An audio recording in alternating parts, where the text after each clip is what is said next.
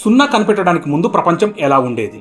సున్నా ఆవిష్కరణకు ముందు మ్యాథ్స్ చాలా కష్టంగా ఉండేది. పెద్ద సంఖ్యలను లెక్క పెట్టడానికి లేదా వాటిని రాయాలన్నా ప్రజలు అనేక రకాల గుర్తులను వాడేవారు.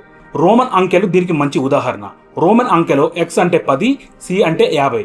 100 వరకు లెక్క పెట్టాలంటే సున్నా అవసరం లేదు, కానీ అదే దాన్ని రాయాలంటే ఖచ్చితంగా సున్నా అవసరం. సున్నా కనిపెట్టక ముందు కూడా పెద్ద అంకెలు వాడకంలో ఉండేవి. ఉదాహరణకు భారతంలో అక్షౌహిణి లాంటివి. సున్నా లేనప్పుడు ఖగోళ శాస్త్రం, భౌతిక శాస్త్రం, ఇవే కాక ఇంజనీరింగ్ వంటి అనేక రంగాలలో ఖచ్చితమైన కొలతలు మరియు లెక్కలు లేకపోవడం వల్ల శాస్త్రవేత్తలు మరియు ఇంజనీర్లు కొత్త విషయాలను కనుగోలేకపోయారు. అలాగే కొత్త టెక్నాలజీస్ని డెవలప్ చేయలేకపోయారు.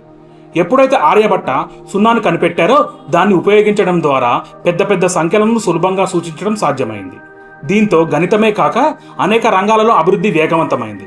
ఖగోళ భౌతిక శాస్త్రాలతో పాటు ఇంజనీరింగ్ వంటి రంగాలలో శాస్త్రవేత్తలు కొత్త కొత్త విషయాలను కనుగొన్నారు.